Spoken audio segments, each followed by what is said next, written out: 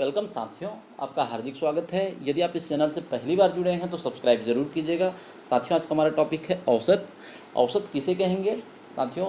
जब किसी सजाती राशियों के योग को उन सजाती राशियों की संख्या से भाग देते हैं तो जो भागफल प्राप्त होगा वो सजाती राशियों का औसत कहलाएगा। किसी कक्षा के विद्यार्थियों की औसत लंबाई या उनके औसत वजन के संदर्भ में, या कर्मचारियों की किसी संस्था के कर्मचारी की औसत आय, औसत व्यय या औसत बचत के संदर्भ में, या वर्षा का औसत वर्षा, मौसम के संदर्भ में कहें तो औसत वर्षा का या औसत तापमान का अगर हमको जानकारी हासिल करना है, उसके आंकड़े निकालने हैं, तो इसका जो औसत का उपयोग होता है, जिसको समांतर माध्य कहते हैं, ये सांख्यिकी के रूप में भरपूर इसका उपयोग होता है और ये आसानी से और सरलता से आंकड़े निकाले जा सकते हैं। किसी कक्षा में विद्यार्थियों की, छात्रों की लंबाई या वजन का औसत निकालना है तो सारे विद्यार्थी जो रहेंगे, संपूर्ण जो छात्र हैं, विद्यार्थी हैं, उनकी लंबाई का टोटल करेंगे और जितने छात्र हैं उनकी संख्या से भाग देने पर जो आएगा वो औसत लंबाई या औसत वजन कहलाएगा। इससे संबंधित कुछ प्रश्न हम हल करेंगे।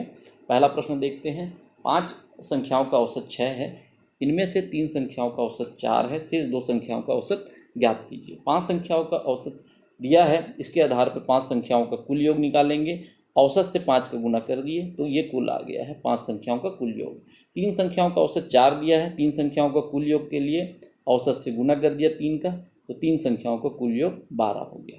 अब यहाँ देखिए 5 संख्याओं का कुल और 3 संख्याओं का कुल योग, इसमें जो अंतर करेंगे तो ये 2 संख्याओं का कुल योग आ जाएगा। 18 जो है 2 संख्याओं का कुल योग है।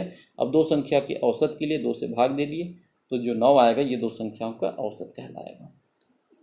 अगला प्रश्न है, किसी व्यक्ति का 4 दिन का औसत व्यय 18 रुपये है। उसने पहले दिन 15 रुपये, दूसरे दिन 12 रुपये 60 पैसा और तीसरे दिन 25 रुपये का व्यय किया है। चौथे दिन का व्यय ज्ञात करना है। 4 दिन का औसत दिया है तो 4 दिन का हम औसत के आधार पे 4 दिन का कुल व्यय निकालेंगे। तो औसत में से 4 दिन का गुना कर दिए तो ये 72 रुपये जो आएगा 4 दिन का, ये कुल व्यय है। ठीक है। उसके बाद 3 दिन का जो खर्चा दिया है तो तीनों दिन का खर्च को हम जोड़ देते हैं। 15 रुपये, 12 रुपये 60 पैसा और 25 रुपये को, 52 रुपये 60 पैसा जो आया है ये 3 दिन का व्यय है। अब यहाँ पे 4 दिन का जो व्यय है 72 रुपये, उसमें 3 दिन का जो व्यय है 52 रुपये 60 पैसा, इसको घटा देंगे तो चौथे दिन का व्यय हमारा आ जाएगा। ये उत्तर होगा।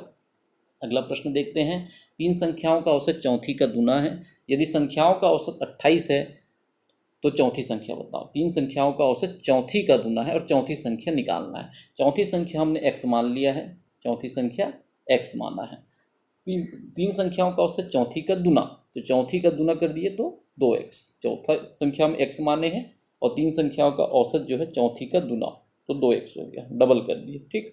अब 3 संख्याओं का कुल योग, ये तो औसत हुआ, इसका कुल करने के लिए 3 से गुना कर देंगे। 3 संख्याओं का कुल योग 3 गुना 2x, ये 6x हो जाएगा। अब यहाँ देखिए ये 3 संख्याओं का योग हो गया। अब 4 संख्या का जो है औसत दिया है, इस औसत के आधार पे चारों संख्या का हम कुल योग निकालेंगे। 4 गुना 28, ये 4 संख्या का औसत 28 है। इसमें से हम 4 संख्या का जो औसत दिया है 28, इसको 4 से गुना कर देंगे तो चारों संख्या का कुल योग आ गया 112।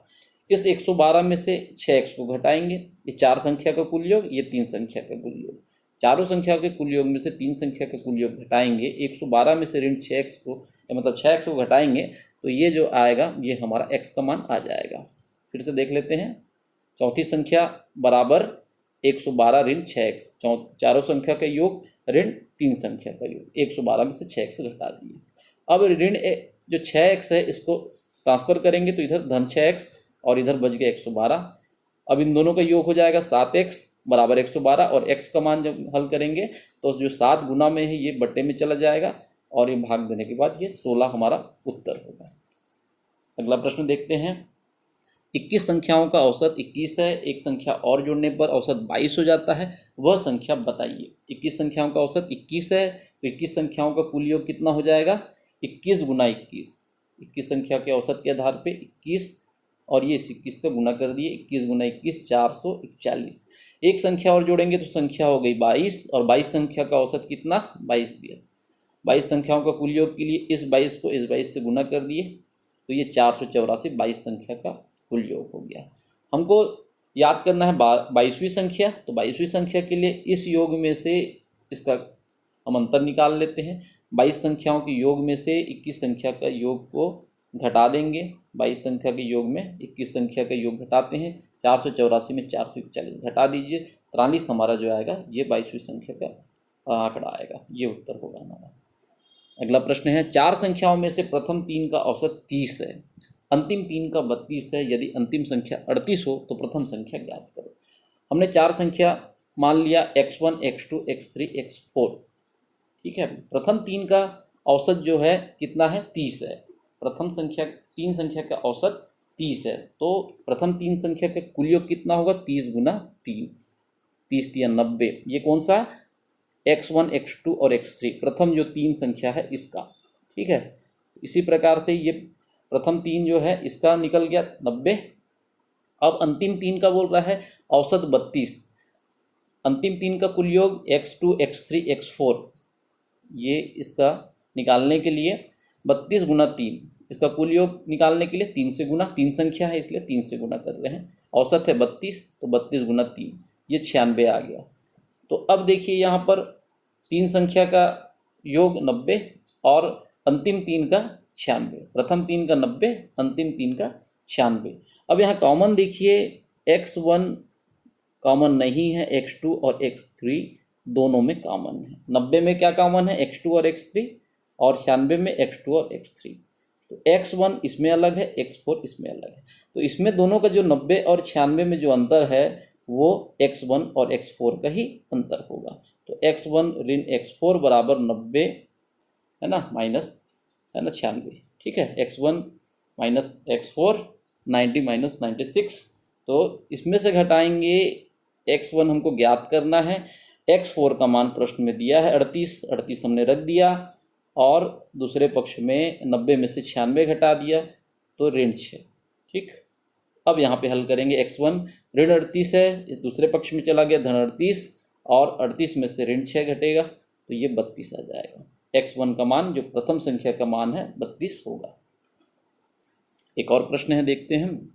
किसी व्यक्ति का पहले 5 महीनों का औसत मासिक व्यय 120 रुपये और अगले 4 महीनों का 80 रुपये है। यदि इन 9 महीनों की अवधि के दौरान उसने 70 रुपये बचाए हो तो उसकी मासिक आय ज्ञात कीजिए।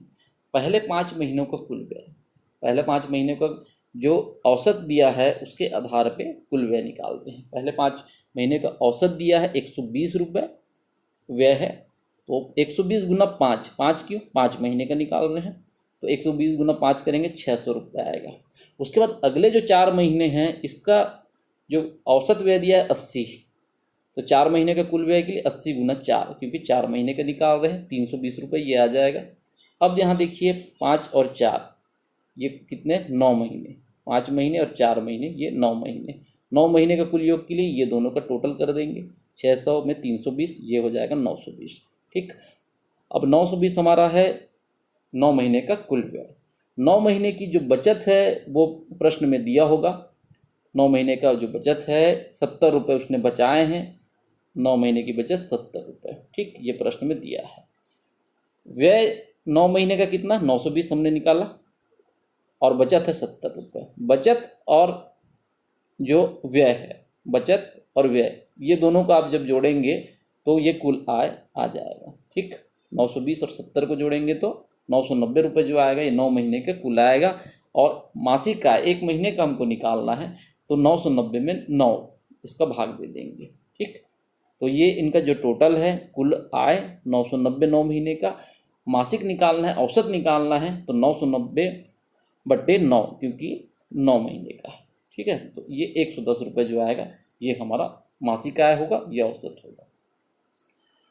साथियों, उम्मीद करता हूँ ये वीडियो आपके लिए यूजफुल हेल्पफुल रहेगा। लाइक शेयर कमेंट के माध्यम से अपना प्यार देते रहें, और यदि इस वीडियो से रिलेटेड या इस चैनल से रिलेटेड आपको कोई सुझाव लगते हैं, ऐसा लगता है कि इन कमियों को सुधारा जा सकता है, तो आप अवश्य कमेंट के माध्यम से मुझे अवगत कराएं ताकि उनमें आवश्यक परिवर्तन किया जा सके। Thank you.